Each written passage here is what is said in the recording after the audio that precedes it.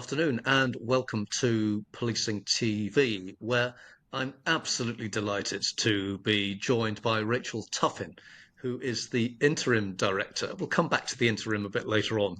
Rachel, interim director of the Centre for Police Productivity at the College of Policing. So much in that very short introduction, Rachel, that I'm sure we will unwrap in a moment or two.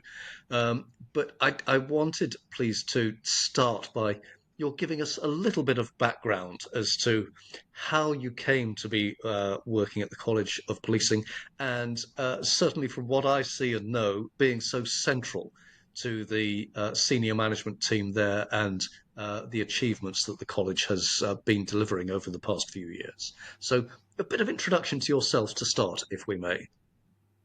Thanks, that's really kind of you, Bernard. And thank you for inviting me. So I suppose it's been a long-term obsession of mine that leads me into this role, which is all about how we get and use the best available research evidence in policing. Because for me, that's how we help keep people safe and how we do it with the making best use of resources. So it goes all the way back to starting out in the Home Office, actually, in police research. Even before that, I worked in a university in research, actually.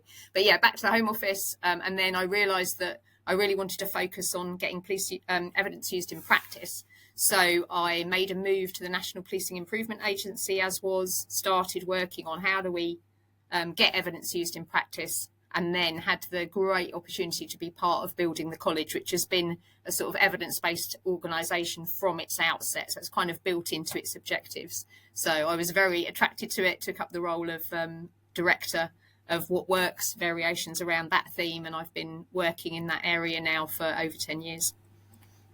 It's absolutely the case that the college is at the heart of much of the innovation that goes on in policing. Maybe not always initiating it, but certainly aware of it, supporting it, developing it, and communicating it.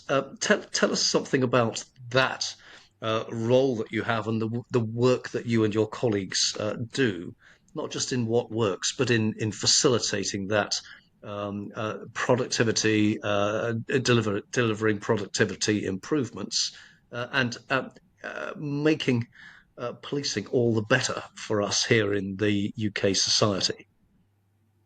Yeah, thanks. And I think, I suppose the focus for me, I mean, if we start with the college's bigger mission, which is to help everyone in policing to reach their full potential, and to help keep the public safe. We do that in three ways. So we've got leadership, standards, and performance as three strong areas of focus for us. And through that, for me, again, because I'm so interested in evidence and the use of research evidence to help manage risk, to help make sure that we do what works, we thread that through. So in leadership, we make sure that the standards that we set around leadership and leadership development include using evidence and building evidence. In standards, we make sure we actually use research and underpin, so things like guidance around supervision or guidance around investigations. We build the evidence base into that. And then in terms of performance, the work we do there, we support forces to make sure we're analysing the problems well, so the performance problems that are being faced. We tease out what could tackle those problems. So we did work on homicide, for example, looking at a national picture of homicide, and we work locally with forces too. And then we use What Works and discuss that with forces and think about how that can be applied locally. So under those three elements, we kind of use the research evidence across all three of those.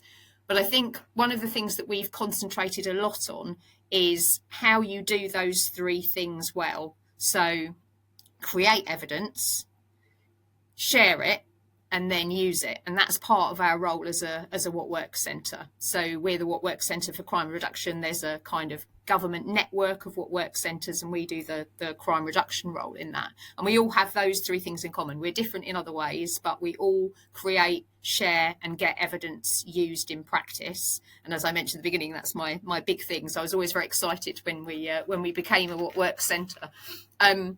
And we do that in various ways. So in terms of the creation of evidence, we do create evidence ourselves. So our team has just won a cross-government award for the best piece of social research this year, which was about forensic marking in the prevention of domestic abuse. And that builds on work by a police officer called Lee Rawlinson in West Yorkshire Police.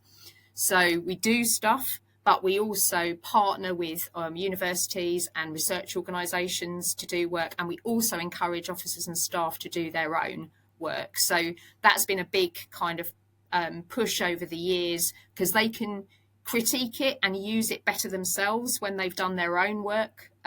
We've really seen that build over time. Great example of that, a woman called Lorna Dennison, who was a search specialist, and we helped to fund her bursary, her PhD, which was on finding bodies in water. And she's gone on to be an expert and the sort of key person in that area. She's published, and she was featured in the Office of the Police Chief Scientific Advisor's publication just recently. And she's also she acts as sort of role model for others on how you can, use your own specialism and build on that and become part of building the evidence base. And in order to kind of support that more broadly, we have all sorts of resources on our website. So we've got an evaluation toolkit, and people can ask to do research surgeries with us and all sorts of things which kind of support that creation part of it. And then the middle bit, the sharing, so just making sure that all the evidence we've already got gets out there. It's kind of basic, but something that was missing before we started doing this in college.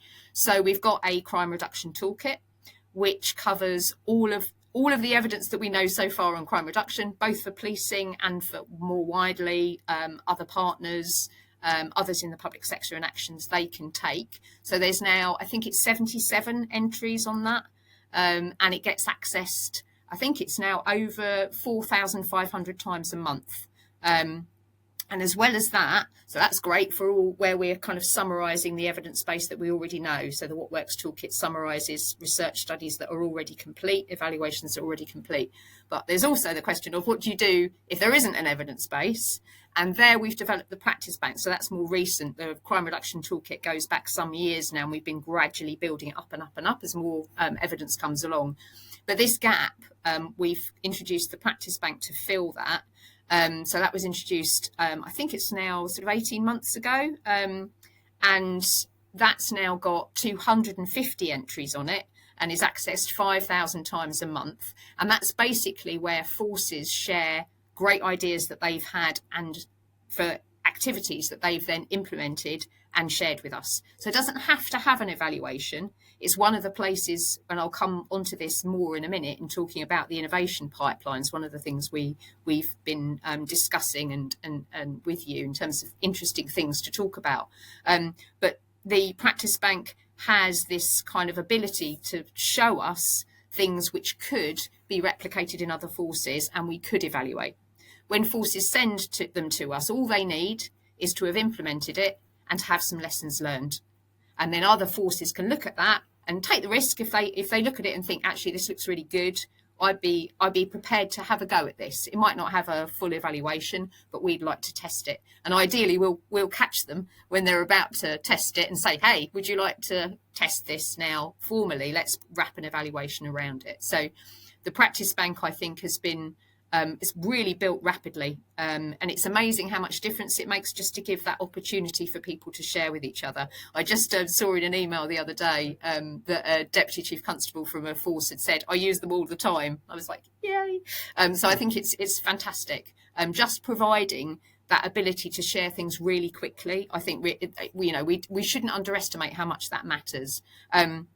And then another, even more immediate, kind of grew out of our experiences during the pandemic, is knowledge sharing events. So there it's even quicker turnaround and more informal, where it might be just forces coming together with no specific kind of force presenting, but just a topic where people share what are you doing on this particular challenge or topic? Or sometimes it might be something where it's quite early days, but a single force has got something really exciting that they're sharing with others. So those knowledge sharing events are happening on a regular basis, and they cover all kinds of topics. There's been sort of, I think, probably over 100 of those in the past year or so, for past few years. So those are, but they're very regular, and provide that sort of quick access. So that's the sharing part of it.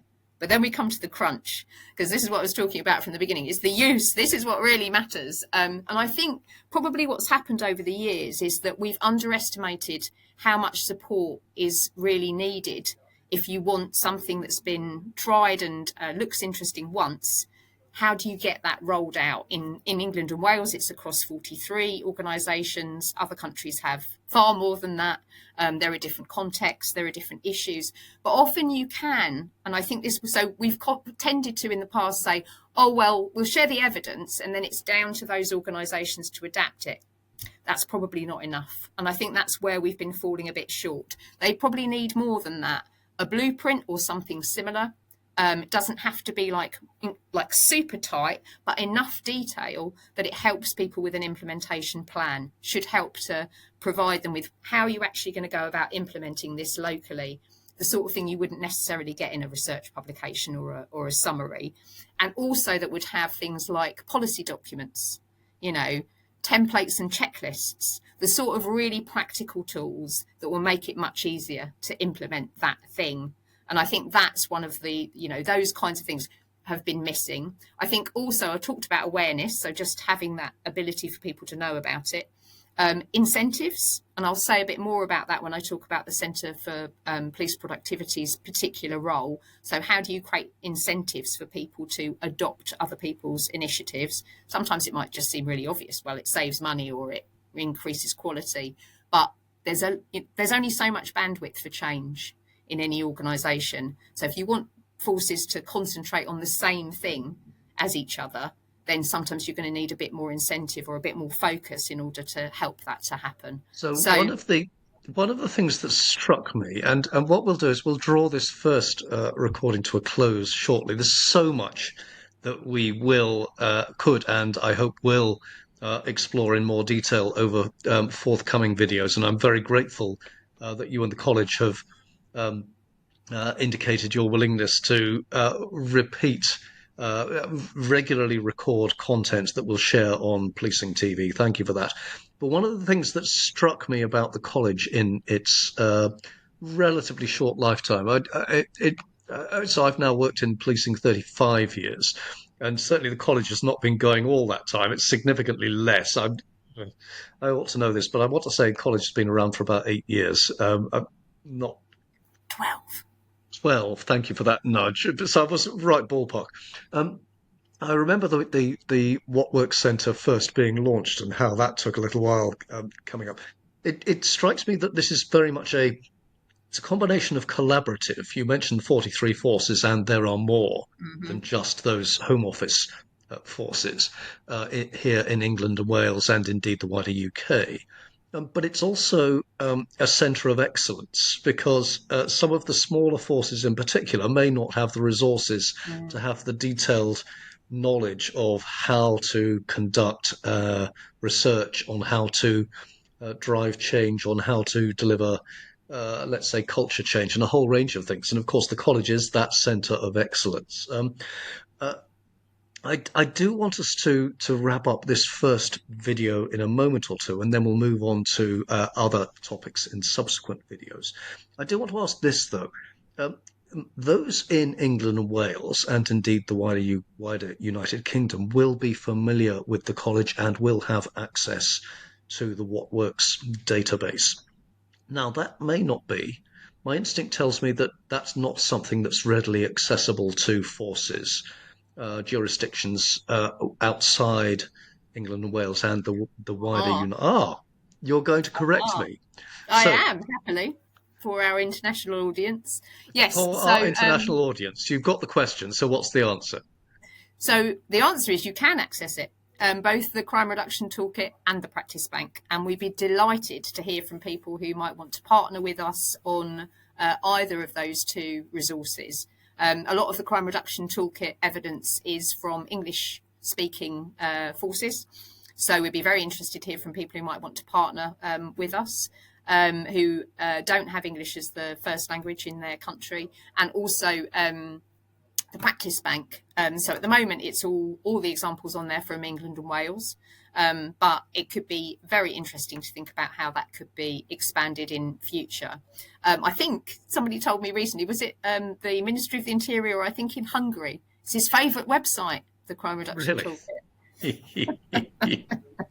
Well, it reminds me a little of the very, very early days of Policing Insight. We go back as Policing Insight to 2015, when one of the first occasions when I realised that Policing Insight had international traction was when I think we published something about a rural crime initiative in North Yorkshire, and we got contacted by New Zealand police, or it may have been the other way round. And it was the sort of eureka moment of actually, there's a lot in common in policing around the world. There are some significant differences, of course, but there is so much opportunity for jurisdictions around the world to learn one from another. And the work that the college does is a key mechanism here in the UK.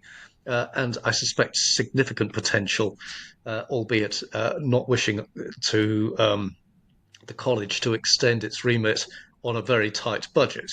There is a challenge there, but it's significant opportunity for the benefit of UK policing to learn from overseas, and indeed and vice versa. So, Rachel, I think for the time being, let's pause for breath just here, and we'll return with our second video very shortly. But for this first video, can I thank you for those words of introduction and more on the role that you have at the College of Policing, and indeed on the UK's College of Policing as well. So, Rachel Tuffin, thank you for the moment very much indeed. Thanks very much, Bernard.